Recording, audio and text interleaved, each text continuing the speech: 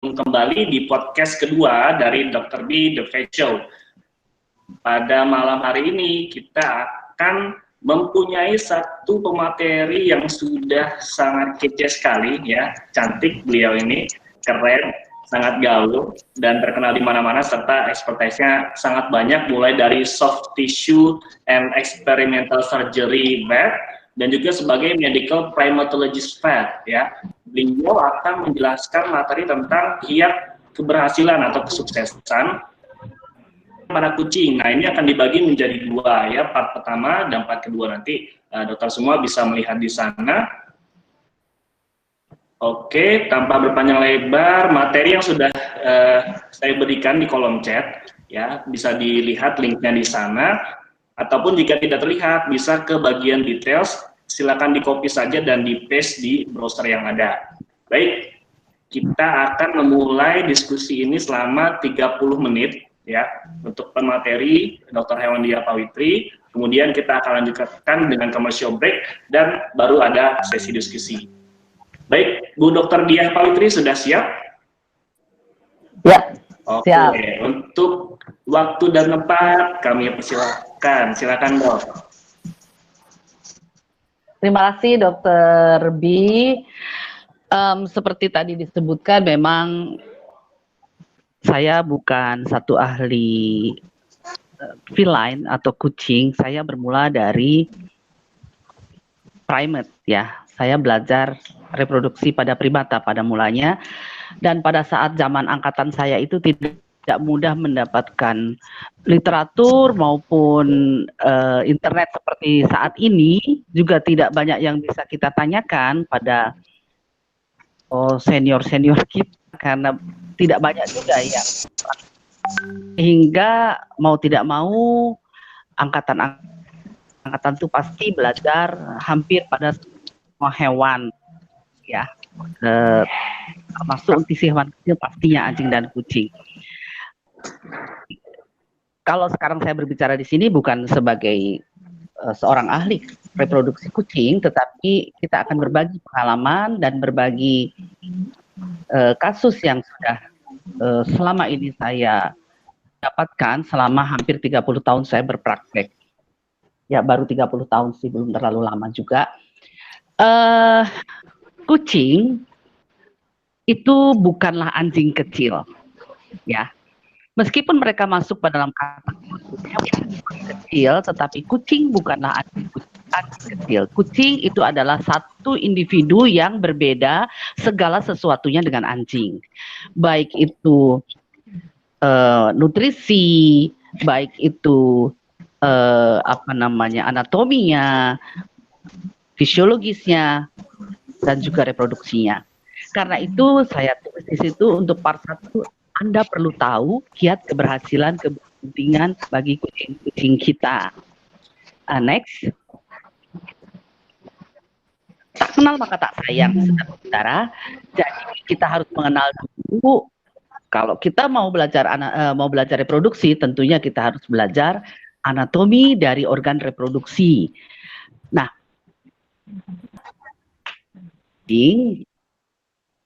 itu sama dengan betina anjing ataupun kelinci, dia mempunyai uterus yang ada kornuanya, bikornua dengan korpus dengan satu serviks.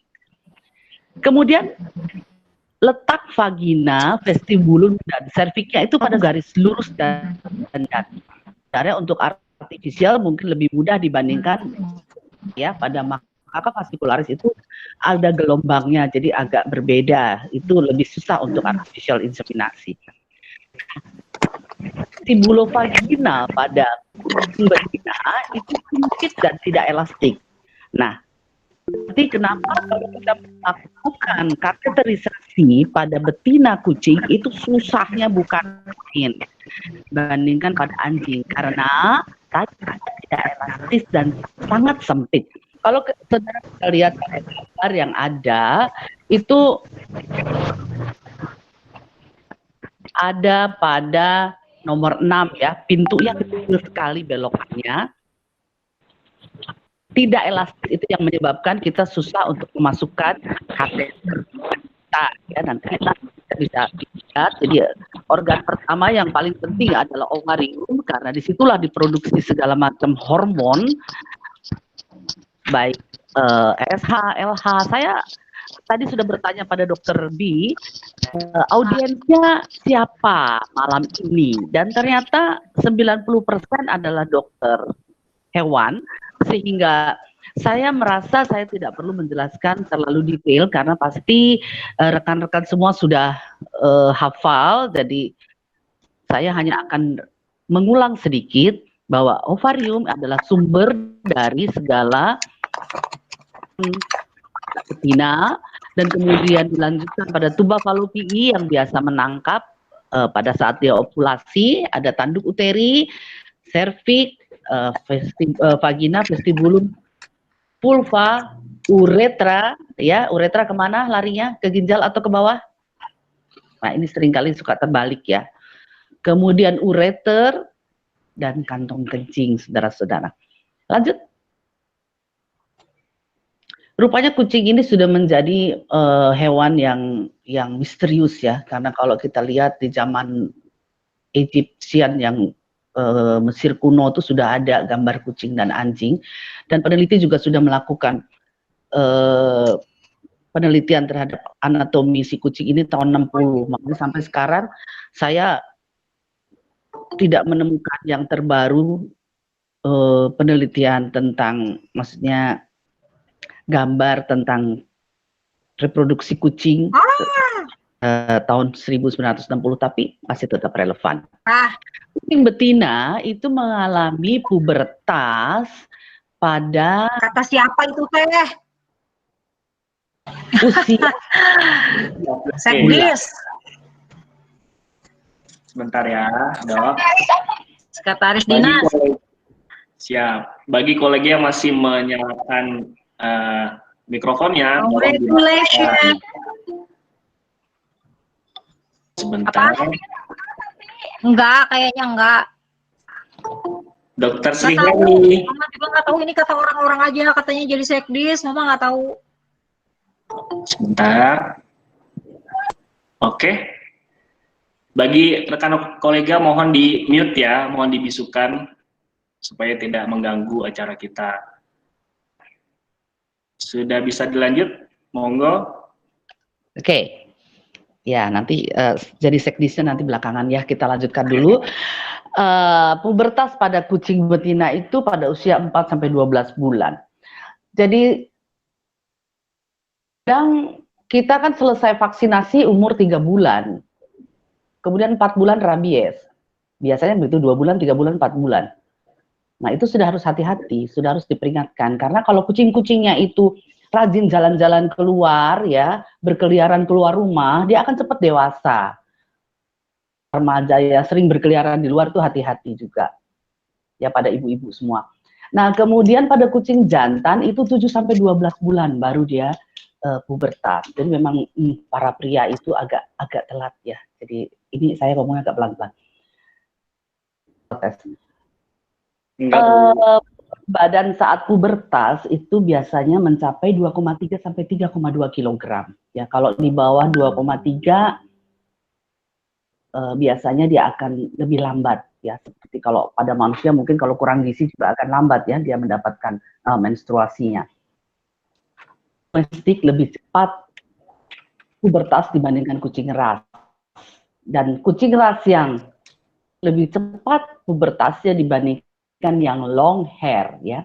Kucing yang bagus umur untuk kawin, untuk masih bisa dibreedingkan, dikawinkan itu 1,5 sampai 7 tahun. Ya, saudara juga bayangkan kalau di atas 7 tahun itu kan sama dengan wanita sudah di atas 50 tahun. Ya,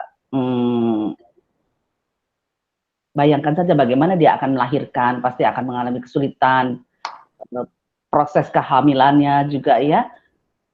Jadi Tuhan itu maha baik sehingga dia di atas 50 biasanya para ibu itu sudah mulai menghadapi menopausa.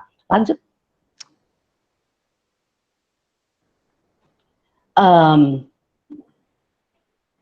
Satu hal yang kita harus syukuri di negeri ini adalah negara kita itu mataharinya sepanjang tahun. Nah, sehingga masa kawin itu tidak ada, hampir tidak ada di kucing di negara kita. Karena foto period itu sangat berpengaruh pada eh, siklus birahi dari si kucing. Aktivitas hormonal dan reproduksi kucing itu sangat dipengaruhi oleh matahari. Karena itu kalau misalnya bapak dan ibu memiliki kucing yang ingin dibreedingkan, disarankan kalau dia indoor, ya lampu 10 jam dalam sehari. Ya, lampunya itu 100 watt kali 4 meter ya. Dan kucing ini termasuk seasonal polyestrus. Jadi mengalami beberapa kali siklus selama musim kawin. Tetapi musim kawin ini hanya jelas pada negeri 4 musim. Kalau di negara kita setiap saat kita bisa dengar suara kucing yang ribut-ribut mau kawin ya. So, pastinya vokalisasinya kan berbeda sekali dengan ngeong biasa. Apalagi ngeong minta makan ya. Lanjut.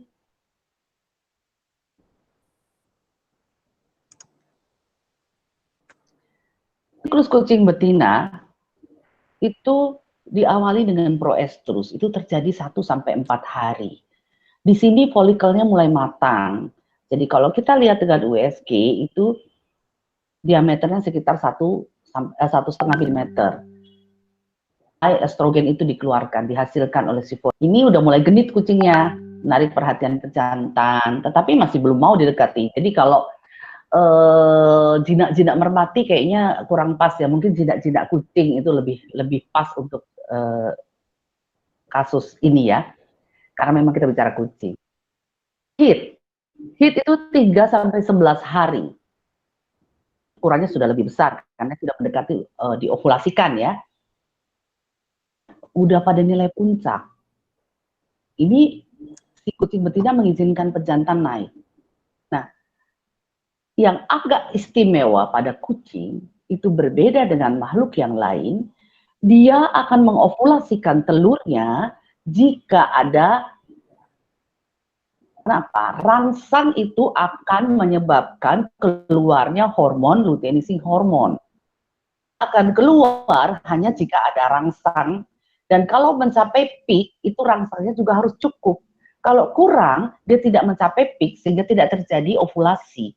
Akibatnya apa? Kawin sih kawin, tapi nggak jadi karena tidak terovulasikan. Ya, nanti kita akan bicara lebih lanjut tentang itu. Lanjutnya, di estrus itu terjadi 30-40 hari. Jadi folikel yang telah ovulasi, kalau terjadi ovulasi ini, itu sisanya akan menjadi corpus luteum ya, diovulasikan, kemudian tempatnya akan menjadi corpus luteum menghasilkan progesteron. Progesteron ini akan mempengaruhi proses pada endometrium untuk menerima fetus ya.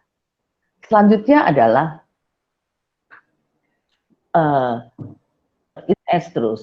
anestrus merupakan periode berhentinya aktivitas seksual karena musim. Kalau di negeri 4 musim, ya. Tetapi ini sedikit sekali kucing yang mengalami hal begini di negeri tropis seperti kita. Jadi biasanya akan langsung masuk pada interestrus 2-19 hari. Saudara bayangkan jaraknya itu dekat sekali. Jadi seringkali lah dia baru lahir kok, baru sapi sudah bunting lagi, ya karena ini. Jadi periode antar siklus estrus itu dipengaruhi oleh estrogen dan progesteron yang mulai turun di dalam darahnya. Jadi tidak ada aktivitas seksual. Lanjut.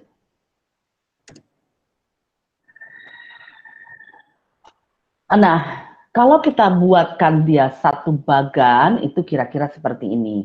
Dari proestrus menjadi estrus. Kalau estrus dia kawin, dia ovulasi atau tidak ovulasi. Ya, ovulasi dia bisa bunting ya menjadi di estrus atau pseudopregnancy kalau dia ternyata tidak jadi. Nah, kemudian dia kembali menjadi anestrus dan kembali lagi ke proestrus. Sedangkan kalau dia tidak ovulasi, karena tidak ada rangsang yang cukup, dia akan langsung ke interestrus dan kembali ke proestrus lagi. Lanjut. Nah, bagaimana caranya untuk menentukan ketepatan kawin pada kucing betina? ya. Kita harus memantau estrusnya karena dia kan mau kawinnya pada saat estrus. Nah, caranya bagaimana? Satu, kita amati saja, amati karena agak berbeda dengan anjing, dia tidak ada kelihatan yang atau sapi misalnya, anjing atau sapi itu yang kalau orang Sunda bilang 3B ya, base, berem, bare, 3A, abang, abuh, iya. Ya, apa tuh ya? Satu lagi saya lupa. Membesar, tidak Anget kelihatan dok, merah gitu, tidak. Jadi aku tuh lagi mikir tadi apa? Ini Dok Aceh ya? Halo? anget dok, anget. Ya benar, anget. Jadi abang, susah ya saya Jawanya Jawa KW ya jadinya agak abang, Abu, abu, anget ya abu ya. Aku nanti diketawain suamiku kalau aku ngomongnya abu. Abu, anget. Kalau bahasa Sunda, base, berem, bare. Nah, ini nggak ada pada kucing. Jadi kita harus mengamati estrus. Nah, nanti di belakang kita akan bicara tinggal apa saja. Kemudian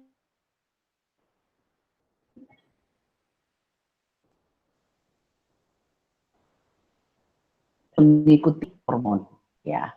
Jadi pada awalnya adalah parabasal cell. Parabasal cell itu sel dengan inti yang besar. Kemudian dia akan berubah di intermediate cell. Jadi intinya mulai mengecil. Selanjutnya akan berubah lagi menjadi cornified cell. Ya. Nah, pada saat dia tidak ada inti, disitulah dia sih. Ya, nanti ini juga agak tidak semudah anjing. Kalau anjing akan sangat mudah kita menentukan sel ininya, kemudian kita lihat, wah gampang sekali. Kadang-kadang saya dengan natif saja tanpa pewarnaan akan sangat, kalau udah terbiasa kita udah tahu, oh ya tinggal 2 hari lagi, oh 3 hari lagi, oh hari ini sudah harus langsung kawin. Kita langsung bisa lihat. Tetapi kucing ada presentasi jumlah dari sel-sel yang saya sebutkan tadi. Nanti ada tabel yang saudara bisa lihat dan nanti bisa dipraktekkan. Nah, kemudian adalah yang selanjutnya adalah pemeriksaan endokrin. Ini tentunya mahal karena kita memakai PCR ya.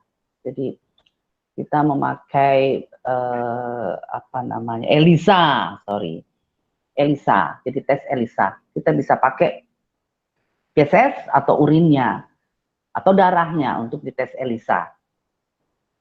Nah, ini biayanya tentu saja tidak murah, tetapi kalau misalnya kucingnya adalah kucing yang nihil bingit ya.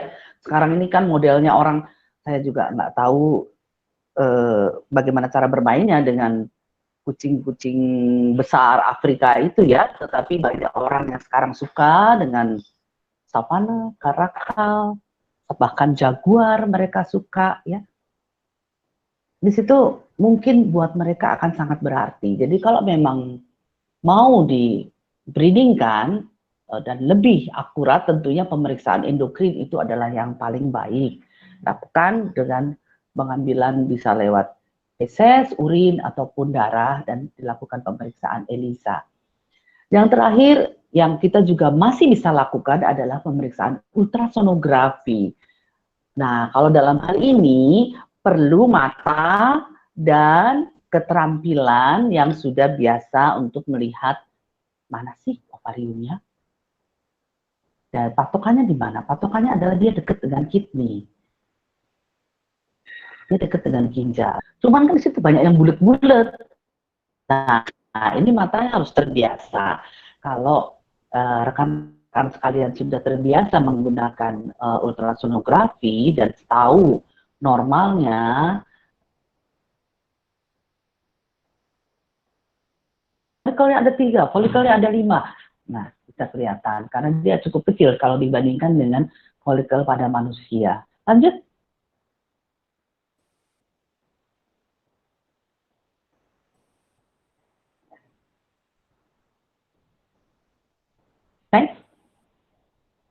sedang estrus, jadi anak saya bisa mendapatkan gambar yang cukup bagus. Sayangnya tidak sempat memvideokannya ya.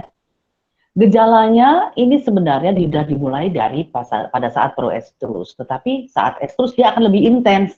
Jadi dia akan bersuara yang khas. Kalau saya sering bertanya kepada klien saya, ngaung-ngaung nggak? Nah, ngaungnya ini beda gitu ya. Kalau rekan-rekan punya kucing di rumah kan tahu nih pada saat dia manjanya, kemudian saat dia mau makan, ngeongnya seperti apa, kemudian saat kita elus-elus, ngeongnya akan berbeda ya. Pada saat kawin, ngeongnya itu khas sekali.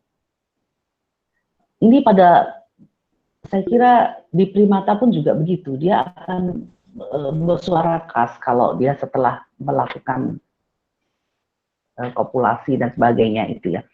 Nah, vokalisasi ini yang harus kita perhatikan. Akan sedang berguling, gelisah, mulai nggak mau makan, terus mulai genit-genit gitu ya, menarik perhatian pejantan di sekitarnya, terus gosok-gosokin kepala, leher, ke benda, ke kaki-kaki kita ya. Terus kalau kita pegang pangkal ekornya, pelvisnya akan dinaikkan. Terus kemudian kadang-kadang ekornya akan mulai silakan masuk gitu ya. Jadi mulai ke samping, dia kalau makin deket waktunya dia makin lebar, dia membuka ekornya. Ekornya juga goyang-goyang terus ke kiri kanan, mungkin kalau anak gadis gitu ya jalannya kan itu ya agak megal-megol kata orang Jawa ya. Lanjut. Gejala klinis khusus pada estrus adalah mengizinkan pejantan untuk menaiki. Ya, kalau nggak estrus, dia nggak akan mau dinaiki pejantan si kucing ini ya.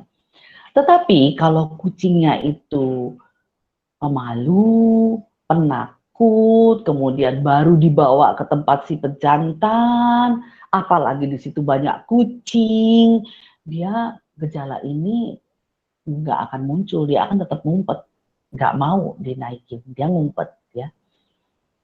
Jadi seperti tadi saya sudah katakan, meskipun ada kenaikan estrogen, labia vulva tidak menunjukkan perubahan yang dramatis. Jadi nggak ada tadi abuh, tadi nggak ada bengkak merah, tadi tidak ada. Lanjut. Nah, bagaimana caranya kita melakukan sitologi vagina? Satu tangan asisten pegang leher kucingnya, terus ditekan agak ke bawah ya, ditekan ke meja, terus tangan yang lainnya pegang ekor supaya dokternya bisa memasukkan cotton bud sterilnya di vagina, di vulva ya. Jadi perineum diangkat, terus buka dikit bibir vulvanya, cotton budnya dimasukin. Nggak nempel itunya, apa namanya, selnya, jadi agak dibasahi. Terus digerakin memutar sambil agak ditekan di dalam lorong vagina itu supaya vaginanya nempel di cotton budnya ya. Jadi masuk terus diputar. Lanjut. Nah, setelah itu siapkan gelas objek yang bersih ya, jangan gelas objek bekas karena kadang-kadang nanti kelihatan defek atau kotoran-kotoran di situ. Nah, itu kita gulirkan. Di layar nggak ada gambarnya ya, nggak ada tulisannya. Oke. Ya, ujung cotton budnya kita gulirkan, jangan digosek-gosek ya, jangan apalagi kalau maju mundur. Karena apa? Karena si selnya nanti robek, puter, ditempel, kemudian diputer, digulung begini. Nah, sambil ditekan ya supaya sel yang menempel pada cotton bud itu berpindah menempel pada gelas objek. Ya. Biarkan kering, terus fiksasi. Ya, kalau sudah terbiasa, boleh saja bisa langsung dilihat dengan mikroskop. Lanjut.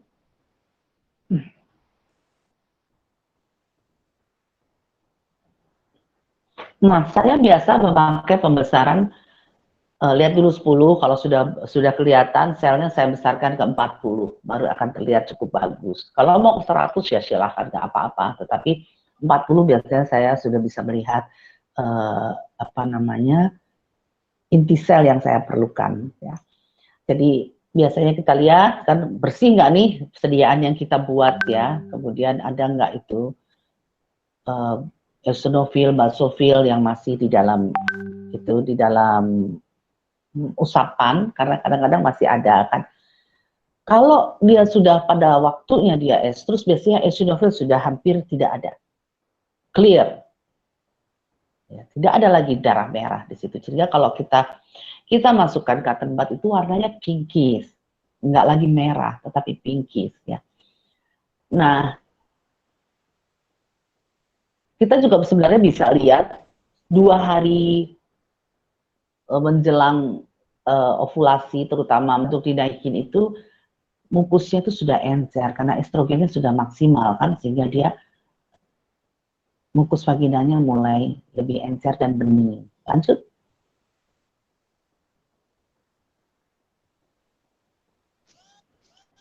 Nah, ini adalah contoh sel yang saudara bisa perhatikan, parabasal tadi seperti saya katakan di awal. Intinya besar, ya dibandingkan dengan besar selnya sendiri. Kemudian di sel intermediate, ya intinya mulai mengecil. Nah, sel superficial itu sudah mulai mati ya selnya, itu intinya sudah mulai lebih kecil dan selnya warnanya juga dalam perwarnaan dia lebih pekat. Nah, yang kita cari adalah anuclear cell. Jadi kalau kita lihat itu seperti pecahan-pecahan kaca gitu ya di dalam kesediaan kita tanpa inti di dalamnya. Nah, kalau pada anjing ini sangat clear, sangat jelas. Perbedaan itu jelas banget ya. Jumlah parabasalnya menghilang, apa namanya, eosinofilnya nggak ada, darah putih nggak ada. Jadi yang ada tuh nanti tinggal intermediate, superficial, dan anuklear. Dan makin dekat itu anuklearnya lebih banyak prosentasenya. Tetapi pada kucing itu sel parabasal misalnya bisa berkurang sampai tidak ada, tetapi sel nuklear itu masih ada. Jadi intermediate dengan superficial itu masih ada. Jadi ini yang nanti saudara harus lihat pada tabel berapa jumlah yang harus tersisa pada sediaan kita. Nah kalau anjing ini bisa kadang-kadang pada saat yang tepat pas ovulasi kita ambil, itu nggak ada lagi sel yang ada intinya, semua anuklear sel. Ya, lanjut. Nah, ini tadi yang saya maksudkan di sini, Bapak Ibu sekalian dan rekan-rekan koleha bisa melihat ya bagaimana pada hari keberapa folikel, jadi ada sel ini, sel itu. Dan untuk ini tentunya kalau untuk membiasakan mata melihat, mau tidak mau harus saudara lakukan, mencoba membuat sitologi vagina dari, kalau tahu nih, kucingnya udah mulai ngaung-ngaung nih, mulai buat ya sampai hilang ngaung-ngaungnya, ini berapa hari gitu kan, sampai waktu kita colok warnanya apa, masih berdarah atau tidak, dia pas mau dinaikin, pas fasenya seperti apa.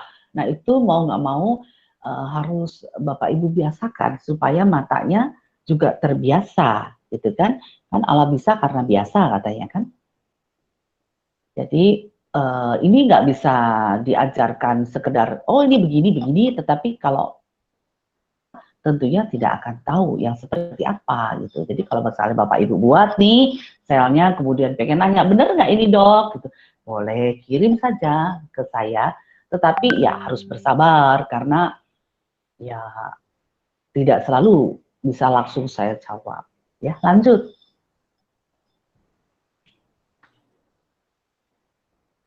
Nah, seperti tadi sudah kita bercerita di depan, bahwa meskipun dia sudah peak si estrogennya, tetapi apa namanya LH-nya belum peak, itu tidak bisa diovulasikan. Nah, ovulasinya bagaimana?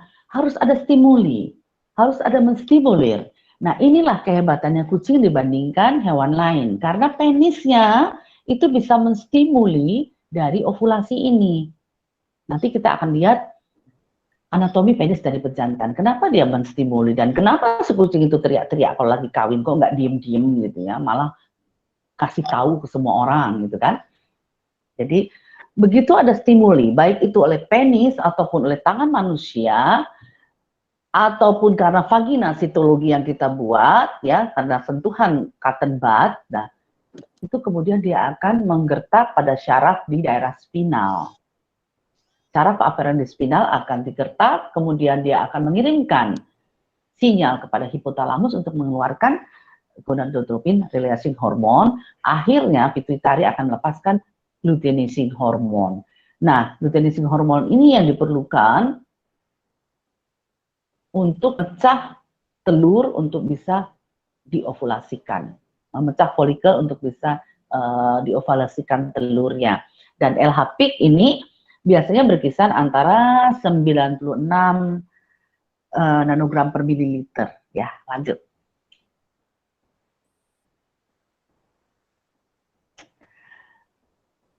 Nah, tadi stimulasi penis saat koitus akan merangsang ovulasi. 1 kali cukup nggak, Dok? Ternyata belum tentu 1 kali koitus itu bisa langsung ovulasi si kucing. Jadi berdasarkan penelitian, kurang dari 50% kucing betina itu langsung ovulasi setelah 1 kali koitus. Kebanyakan kucing itu ovulasi setelah berkopulasi 4 kali atau lebih. 4 kali bisa dengan pejantan yang sama atau pejantan yang berbeda-beda. Jadi kucing itu bisa kita analogikan sebagai dewi dalam pewayangan India ya, karena dia poliandri. Nah, saya sedikit bangga dengan kucing betina. Jadi, saya Dokter B nggak boleh ketawa. Koitus itu tadi merangsang LH, tetapi LH harus memenuhi ambang untuk bisa ovulasi. Ini adalah satu hal yang harus kita benar ingat. Nah, Anda semua bisa melihat di situ diagram, ya diagram bagaimana si kucing itu pada saat itu 1 kali, 2 kali, 3 kali, ya. Jadi dia sudah mendekati 100, LH-nya sekitar 96, dia baru akan terjadi ovulasi. Ini juga sebabnya kucing itu kadang-kadang anaknya warnanya aneh-aneh. Loh, yang di rumah bapaknya hitam kok keluarnya kuning ya? Anaknya sopo ini? Karena mungkin saja yang jadi bukan dengan bapak yang itu.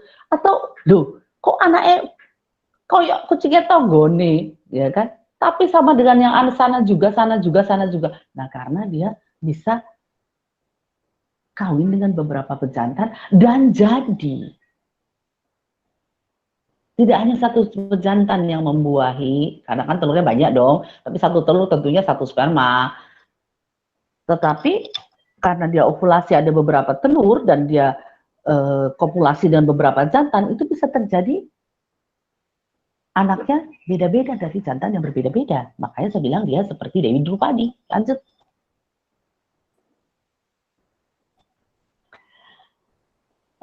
Nah, tadi selain karena kopulasi, rangsangan pada pangkal ekor, vagina atau serviks baik oleh kita ataupun vaginal swab yang kita lakukan itu tidak sengaja bisa menginduksi ovulasi. Karena sudah menjadi satu hal yang memudahkan kita untuk kalau kita mau lakukan artificial inseminasi berarti kita harus lakukan rangsangan 4-8 kali di vagina dengan interval 5-20 menit. Nah, dia akan keluar nih LH-nya. Nah, ini kan satu kunci yang harus kita pegang kalau kita mau melakukan breeding pada kucing. Jadi kita bisa melihat ini ada, dengan sengaja kita membuat rangsang itu harus segini. Intervalnya berdasarkan penelitian itu 5-20 menit, rangsangannya 4-8 rangsangan pada vagina. Atau kita bisa main hormon. Tentunya kalau dengan main hormon itu harus berhati-hati dan harus benar-benar kita tahu siklusnya, baseline hormonnya, semua harus kita tahu. Jadi pemberian HCG, Human Chorionic Gonadotropin 250 IU, pada hari pertama dan kedua estrus itu juga akan merangsang ovulasi. Lanjut.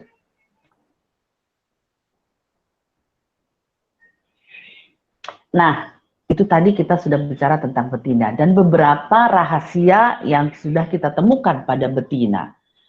Nah, sekarang kita akan melihat apa sih sebenarnya si pejantan itu yang membuat pejantan kucing itu istimewa.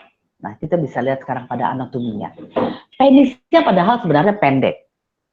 Penisnya pendek, arahnya ke kaudal, dan prepusiumnya bebas. Nah, nanti ada yang ajaib pada penis ya, tetapi nanti kita bicara sendiri tentang penis. Nah, kemudian testikelnya bulat, halus, konsistensinya agak keras, dan simetris, bilateral simetris. Testisnya tentunya 2 ya.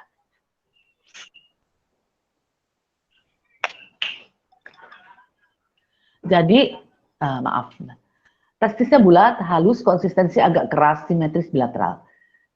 Nah, keberhasilan satu kebuntingan itu juga akan terlihat dari besarnya libido bejantan, kuantitas dan kualitas dari semen si jantan. Ya, kalau dia nggak ada libido, dia nggak mau naik, percuma. Terus kalau semennya nggak ada, percuma juga kalau cuma dia adalah cairan seminal, ya kan?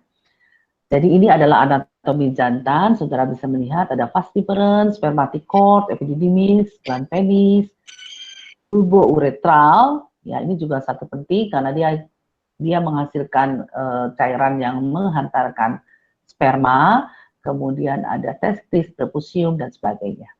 Saudara bisa lihat sendiri nanti. Lanjut.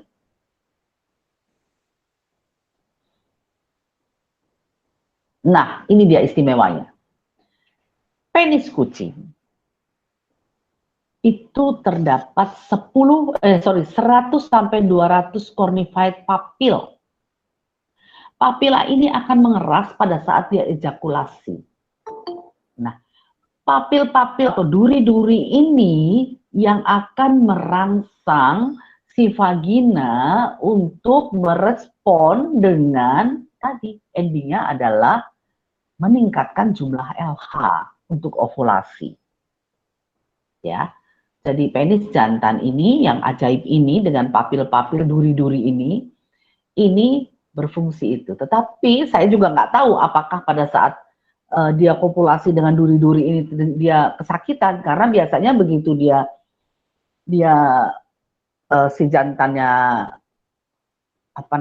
ejakulasi, betinanya kan berteriak sangat keras ya. Apakah itu suara apa nggak tahu karena saya tidak mengerti bahasa kucing. Lanjut sebelum dokter B ketawa. Nah, testikel ini seharusnya ada sejak lahir di dalam skrotum. Jadi begitu lahir dia harus ada. Keduanya sama, permukaannya halus, bentuknya oval. Kalau satu nggak ada, berarti itu termasuk cacat ya. Kita sebut monorchid. Mungkin dia tertinggal di dalam perut atau di bawah kulit ya, atau dua-duanya kita sebut cryptorchid dan itu menurun kepada anak-anaknya. Jadi kalau ada kucing yang seperti itu, sebaiknya tidak usah dibreedingkan. Nah, kemudian epididymis. Epididymis ini menjadi penting. Karena di dalam epididymis ini banyak tersimpan sperma. Jadi, pada saat melakukan perkawinan, nanti kita bicara di belakang, kita akan tahu apa fungsinya epididymis ini untuk kita ketahui ya. Dia melekat pada dorsal dari testis. Dan kemudian dilanjutkan menjadi ductus deferens. Lanjut.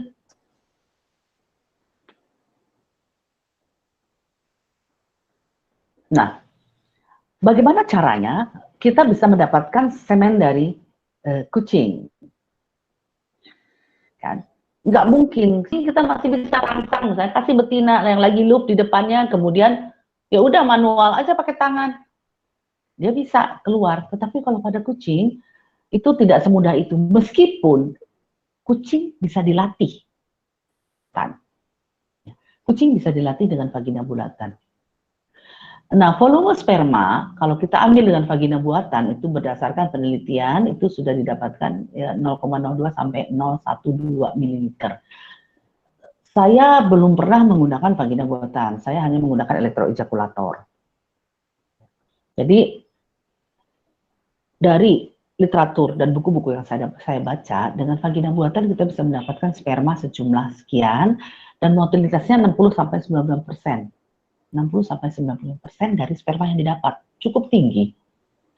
Total spermanya adalah 0,15 sampai 13 kali 10 pangkat 6. Nah, dengan vagina buatan ini bisa kita koleksi beberapa kali dalam seminggu. Tentunya kita harus pikirkan sperma itu dibuat dan menjadi matang kira-kira 2 hari. Jadi jangan sampai hari ini kita ambil, besok kita ambil lagi. Spermanya akan tinggal sedikit atau bahkan mungkin tidak ada. Jadi 2 hari sekali saudara baru bisa mengambil sperma dengan vagina buatan. Elektroejakulator itu sperma yang dapat sedikit lebih banyak. Ini dikoleksinya 1 kali seminggu karena tentunya perih ya, sakit ya. Karena kan kita masukkan probe-nya itu ke dalam anus. Kemudian kita berikan voltase tertentu sehingga dia keluar ejakulasi spermanya. Baru kita nanti bisa lihat atau teliti. Nah, satu lagi yang saya kerjakan dengan sperma ini adalah saya mengambil langsung pada epididymis, cauda epididymis. Jadi seperti FNA, saya tusukkan dengan jarum nomor 23 ke dalam cauda epididymis, kemudian disedot. Nah, tetapi ada kelebihan dan kekurangannya. Pada pengambilan dari cauda epididymis itu sperma belum teraktivasi karena dia nggak dapat cairan kelenjar, ya. Jadi dia pure sperma, bersih sekali. Kita cuma nemunya spermato. Nah, sehingga sperma ini harus kita aktivasi lebih dulu untuk bisa dilakukan pembuahan. Nah, biasanya yang seperti ini digunakan untuk IVF atau ICSI. Untuk bayi tabung atau langsung intrasitoplasmik injeksi, itu juga biasanya untuk bayi tabung ya.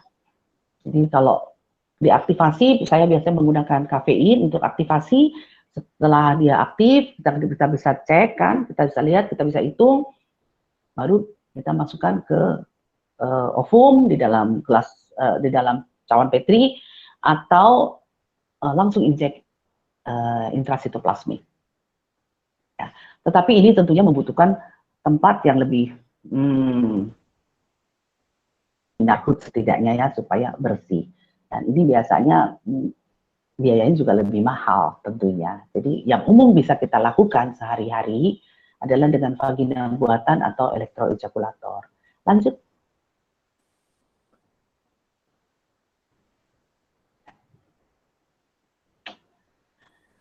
Nah, perkawinan tentunya yang paling mudah, tidak usah pakai vagina buatan atau elektroejakulator atau apapun itu, adalah suruh aja dikawin sendiri, ya kan? Sehingga kita harus benar-benar mengamati saat estrus dari si betina. Nah, kalau sudah mendekati ovulasi, kira-kiranya, oh ini udah sekian hari. Oke, kalau begitu kita bawa dia ke tempat pejantan. Jadi jangan hari itu kira-kira ovulasi langsung kita bawa ke pejantan, karena si betina juga perlu penyesuaian diri. Dia juga nggak mau kawin paksa dong. Jadi harus ada kenalan-kenalan dulu, ta'aruf dulu gitu kan. Ya. Jadi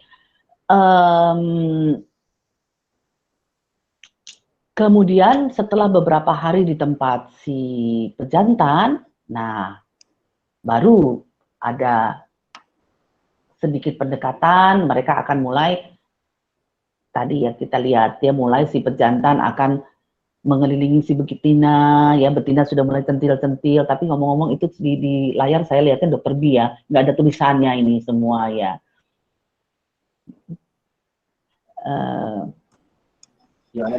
Aku pinjam sebentar, aku ini dulu. So, aku lihatnya beliau.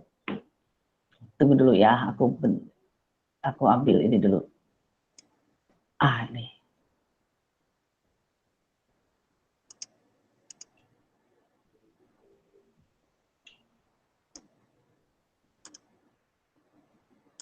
Presentasinya tidak muncul di tempat saya.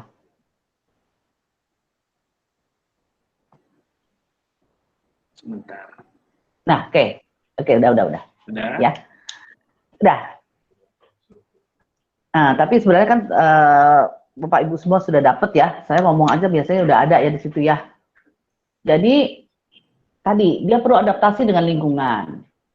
Kemudian jantan kan biasanya sok-sokan gitu kan biasa toh. Jadi teritori dia ini milikku ya, sekitar udah meskipun dia sambil ngintip-ngintip gitu kan.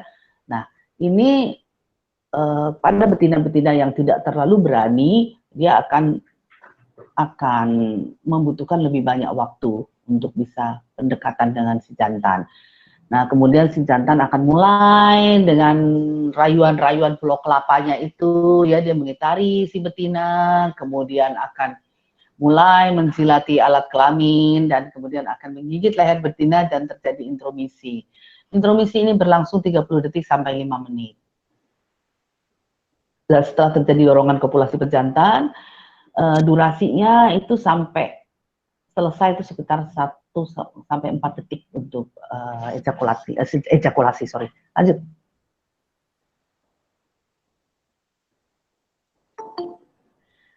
Nah, tadi yang saya bilang, saya nggak ngerti sakit atau geli gitu ya, karena pada saat ejakulasi betinanya tuh teriaknya bukan main. Jadi di atas atap itu sering kali terjadi teriakan-teriakan histeris gitu ya.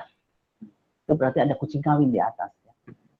Nah, setelah si betina berteriak, kemudian dia akan mengakhiri kopulasi dengan bergulir atau mencakar supaya si pejantannya pergi dan dia membebaskan diri dari si pejantan lewat dengan berguling. Ya. Terus setelah itu dia akan menjilat alat kelaminnya dan menghindari bejantan untuk beberapa waktu tertentu. Lanjut.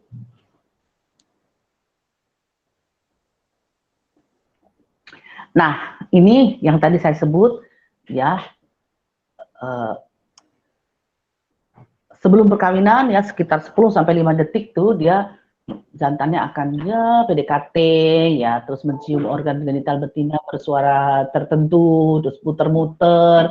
Nah, si betinanya cuman menanggapi dengan lordosis ya, manjangin tuh siapa lu gitu kali ya, kalau dia bisa berkata.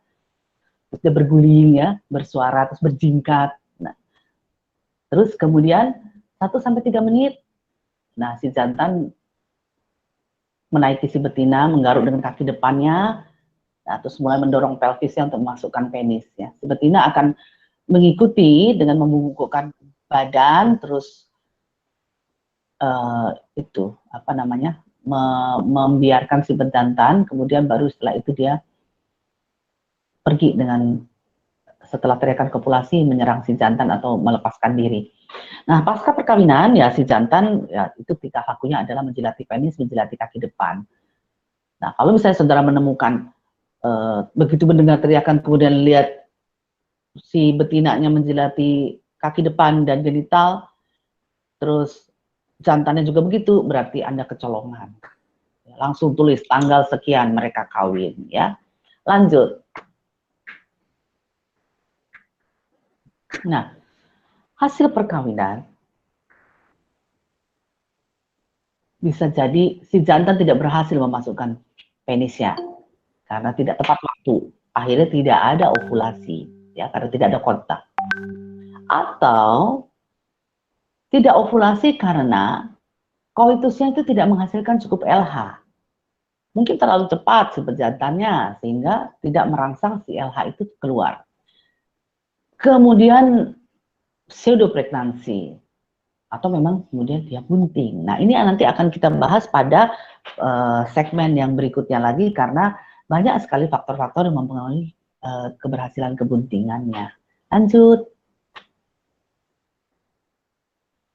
Nah, karena tadi dia adalah Dewi Drupadi, sehingga seringkali terjadi superfekundasi. Nah, apa sih superfekundasi? Itu bapaknya banyak, lebih dari satu, makanya warnanya tuh warna-warni anaknya. mukanya beda-beda. Lo kucingku itu British short hair kok mukanya segitiga gitu kan. Jadi dia tak kawinnya sama siapa anaknya, mamahnya. Jadi anaknya segitiga mukanya. Nah, supervetasi juga pasti karena tadi dia kopulasinya 4 kali sebelum ovulasinya terjadi. Dan mungkin bisa kawin lagi sampai 8 kali. Nah, dengan jantan yang sama atau dengan jantan yang berbeda juga supervetasi dan superfekundasi. Lanjut.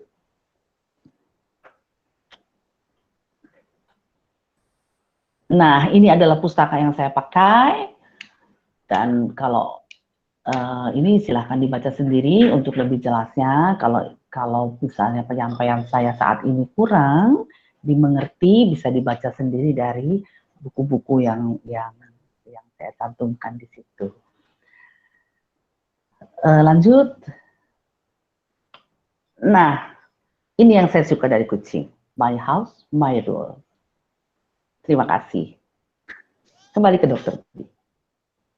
Oke, thank you so much, Dr. Dia Pawitri. Dan sebelum kita masuk sesi diskusi, kita hadapi dulu pariwara berikut ini.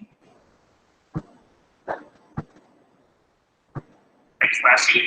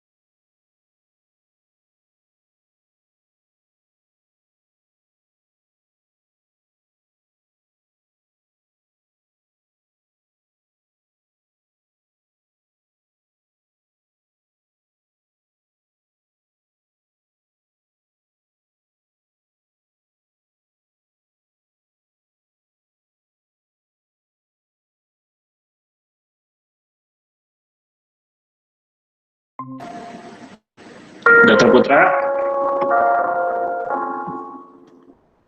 Oke, jika belum bisa. Oke, siap. Untuk sesi diskusi akan di-lead oleh co-host saya, Dr. Dermawan Saputra. The time is yours.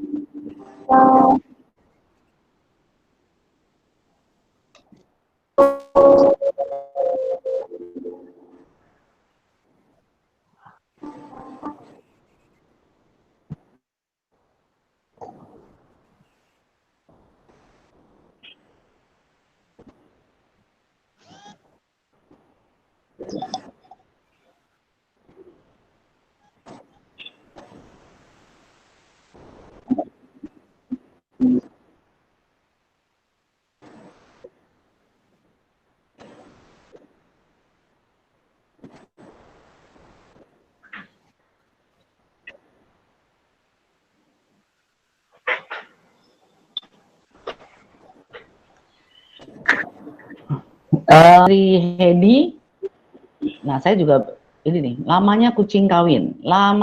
Sebenarnya tadi di dalam presentasi tadi sudah ada ya. Berapa lama, berapa detik, kalau lamanya si jantan naik ke atas sampai dia kemudian sudah ada. Kemudian mungkin bisa diputar kembali Dokter Bino slide tentang perkawinan. Siap, sebentar. Nah, kemudian kalau periode kawinnya tentunya pada saat periode estrus, Dokter Sri Hedi. Periode estrus itu tadi ada berapa hari? 3 sampai 11 hari. Ya. Jadi dia bisa kawin sepanjang periode itu saja. Dengan kucing mana saja, kucing jantan mana saja.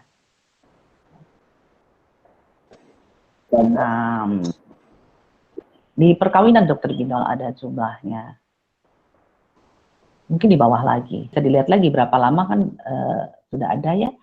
Lanjut, terus di bawah, di perkawinan di bawah lagi. Nah, nih ya. Kemudian, nah intromisi akan berlangsung 30 detik sampai 5 menit, Dokter. 30 detik sampai 5 menit dia lamanya kucing kawin. Cuman teriakannya memang membahana ya. Jadi cuma sekitar 5 menit saja. Periode kawinnya ya selama masa estrus. Durasinya 1,4 detik. Nah, di situ sudah bisa dilihat ya, Dokter. Bagaimana?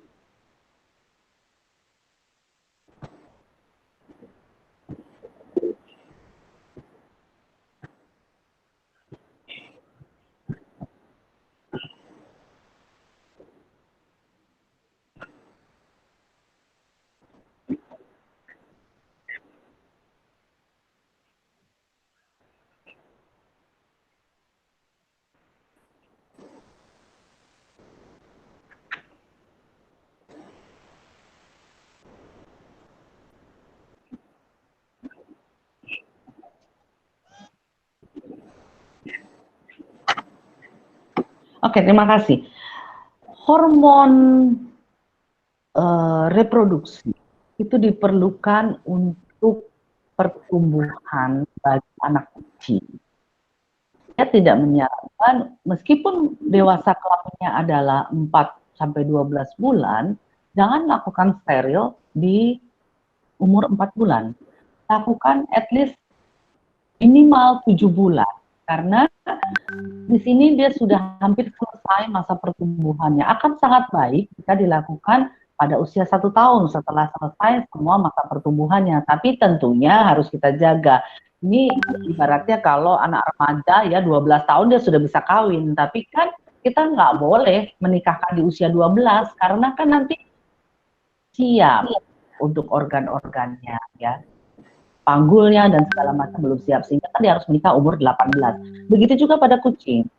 Jadi kalaupun dia sudah bisa kawin di usia 4-12 bulan, tapi untuk steril itu lakukan di usia 7 bulan pada betina, dan untuk jantan itu 1 tahun, sehingga seluruh pertumbuhannya bisa selesai, pertumbuhan badannya. Karena untuk tulang dan sebagainya itu membutuhkan hormon kelamin, ya. Bisa dimengerti?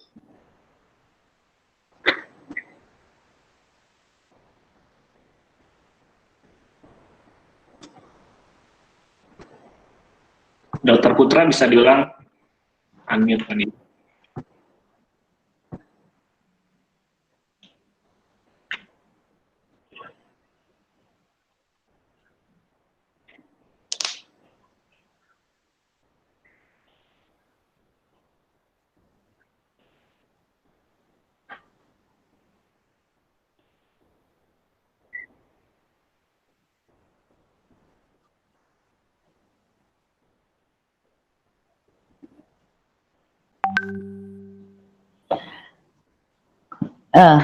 Saya ganti mau tanya, KB-nya mau pakai apa? Ya kan? Kalau kita menggunakan KB yang dipakai untuk manusia, tentunya akan sangat berbeda karena siklus estrusnya berbeda, kemudian anatomi dari saluran reproduksi betinanya berbeda. Kalau kita berikan obat KB manusia, itu justru akan memicu progesteron yang tinggi yang akhirnya akan mengganggu dan mengakibatkan ketidakseimbangan hormon, akhirnya endingnya akan jadi piometra. Saya nggak bisa cerita di sini, karena kalau saya cerita nanti 1 semester sendiri. Jadi pokoknya pada prinsipnya terlalu tinggi itu akan mengakibatkan gangguan pada uterus yang baik itu menjadi endometritis ataupun menjadi piometra. Ujung-ujungnya biasanya piometra. Lalu jadi satu-satunya jalan yang mau tidak mau ya diangkat namanya ovariumnya sebagai penyebab ini paling bagus untuk kucing betina. Itu saya tidak menganjurkan untuk KB hormonal karena efeknya nanti kemana-mana.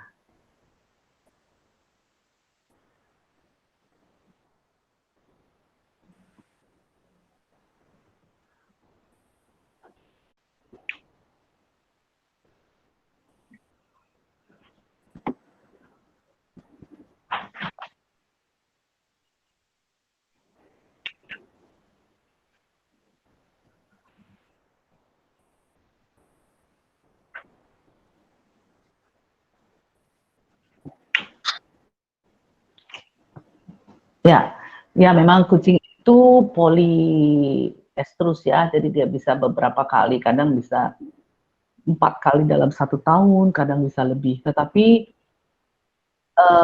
tentunya yang paling bagus kita harus perhatikan juga karena dia akan menyusui, pastinya dia akan memerlukan kalsium yang tinggi untuk bikin badan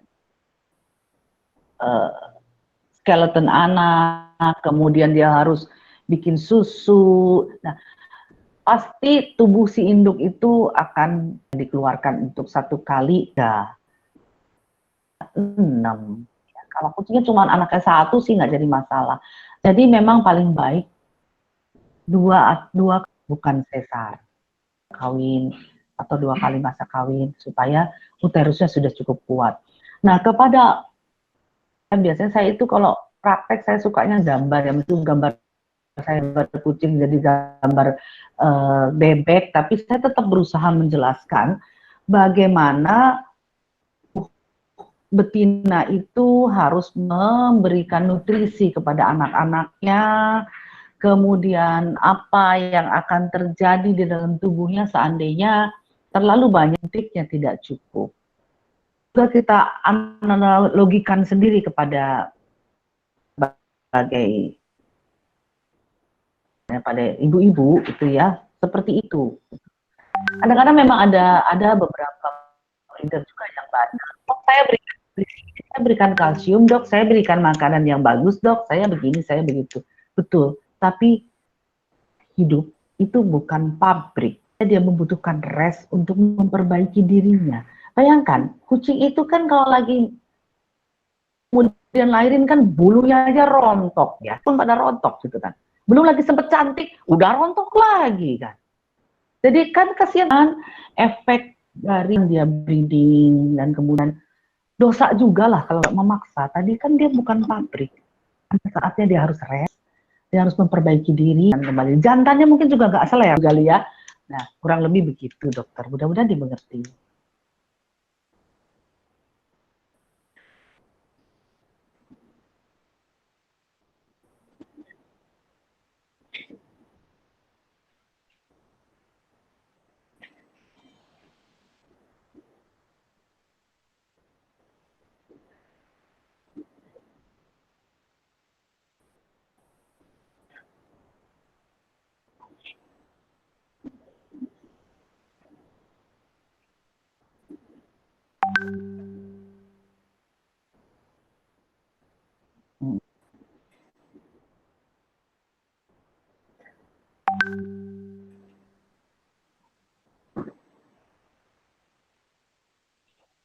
Oke, Dokter Linda, terima kasih sudah ikut hadir. Kenapa faktor long hair lebih lambat daripada short hair? Saya awalnya juga bingung, ini kenapa mereka tidak memberikan alasan, tetapi saya tadi yang berpikir, oh barangkali karena sinar matahari yang masuk ke dalam badannya si long hair juga lebih sedikit dibandingkan dengan yang short hair. Jadi UVB itu ternyata sangat berpengaruh pada siklus ya, baik pada hewan kucing maupun pada primata, karena kita juga pernah melakukan penelitian UVB. Jadi barangkali itu karena tidak ada penelitian yang menjelaskan kenapa, tetapi mereka selalu menyatakan long hair itu lebih lambat. Apakah memang karena genetik? Could be. Atau mungkin juga ya mungkin selain genetik adalah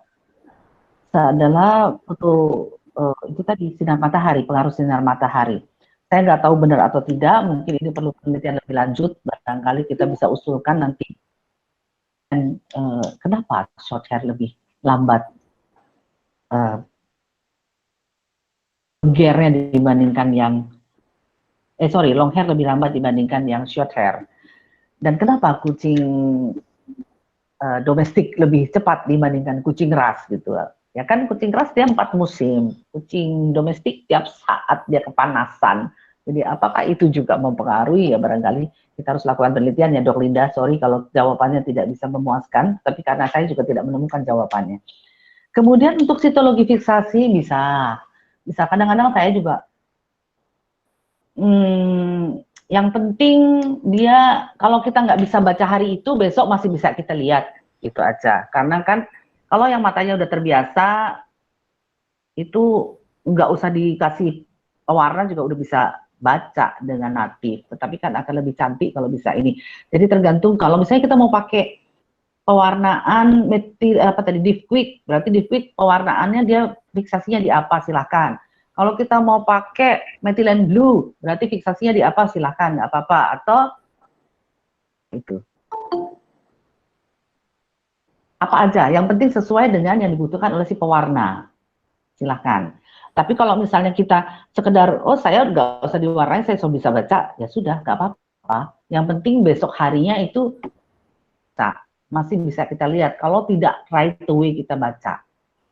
Terus saya nggak perlu kirim ke lab atau saya warnai karena saya mungkin ya udah sering lihat, jadi ya begitu saya ambil ya langsung tak lihat aja.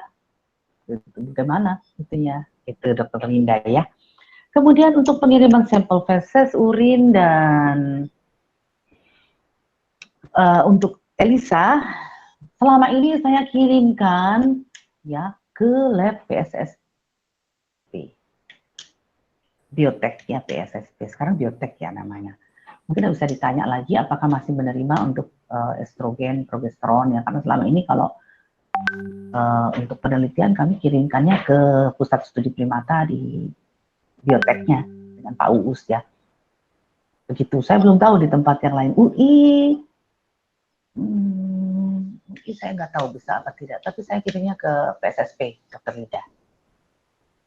Pak Huda, apakah masih bisa untuk bioteknya untuk menerima sampel feses, urin, dan karena setahu saya mereka kan untuk hewan-hewan yang di lapangan, mata yang di lapangan kan untuk melihat ini mereka harus ambil feses toh. Ambil feses, kemudian baru bawa ke lab untuk diperiksa. Jadi kami juga selama ini kirimnya ke bioteknya PSSP. Kembali Dok Putra.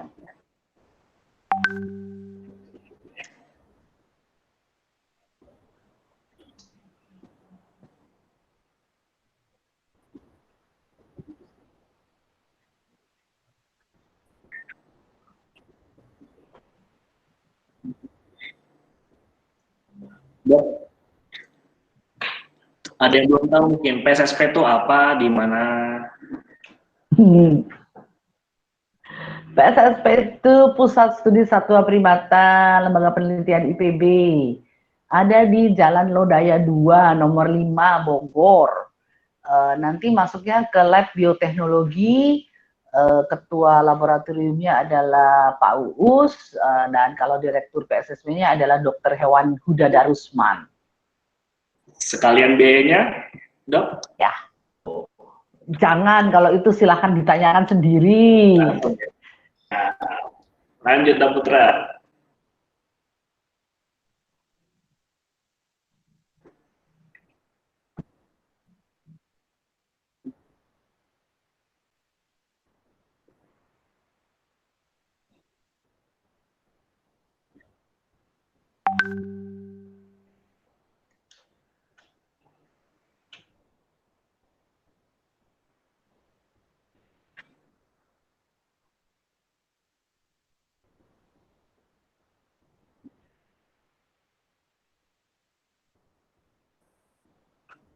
Oke, salam Dok Widi.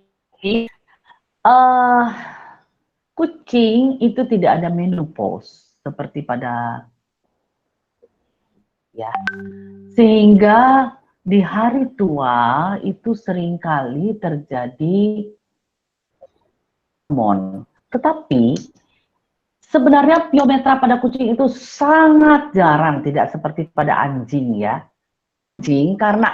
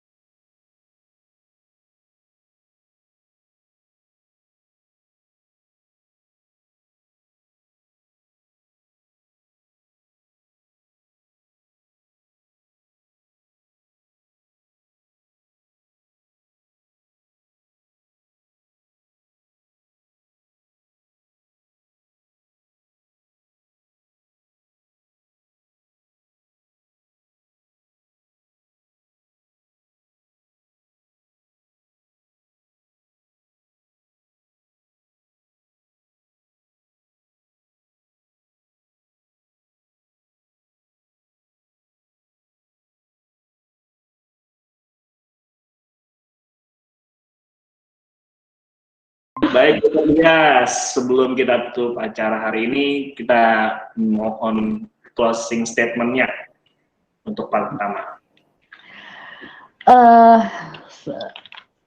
Rekan-rekan sekalian, bagi saya sangat senang kalau saya bisa berbagi apa yang saya tahu, meskipun saya bukan ahlinya. Barangkali sedikit atau banyak bermanfaat untuk rekan-rekan semua.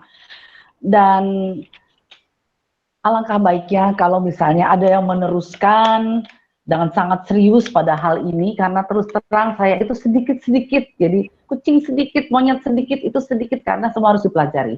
Tetapi kan sekarang sudah eranya harus spesialisasi mendalam. Nah, kalau ada yang meneruskan itu alangkah, saya akan sangat senang bahwa dunia kedokteran hewan kita itu bisa lebih maju. Jangan pernah takut berbagi ilmu atau kehilangan ilmu. Seperti saya bilang dengan Dr. Binol, bejana ilmu pengetahuan kita itu akan terus diisi. Kalau kita penuh dan tidak kita salurkan, Tuhan tidak bisa mengisinya lebih banyak. Jadi berbagilah, meskipun yang kita tahu sedikit. Karena sedikit itu barangkali belum diketahui oleh orang lain. Sampai ketemu lagi. Cheers. Terima kasih banyak, Dr. Dia. Dan jangan lupa kepada rekan-rekan semua untuk mengikuti part kedua dari Kiat Kesuksesan Kebuntingan pada Kucing ini. Hari Selasa depan jam 7 ya, Dok ya, di waktu yang sama ya. Ya, dan kebetulan karena semuanya kita siapkan secara gratis, maka yang ada hanya media Google Meet ini, maksimal hanya 100 orang. Jadi siapa duluan yang masuk, ya dia yang dapat seat. Sisanya yang nggak dapat seat, silakan berlanjut ke YouTube channel kami, Dr. B The Vet Show. Oke, jangan lupa Selasa depan dan hari Minggu ada juga podcast ketiga kita bersama dan selamat tentang tumor pada geriatrik jam 7 malam. Terima kasih banyak, Dok ya. Nanti kita akan posting di YouTube juga. Kita bisa sebar ilmunya walaupun secara offline. Ya, terima kasih. Sama-sama, saya berkati.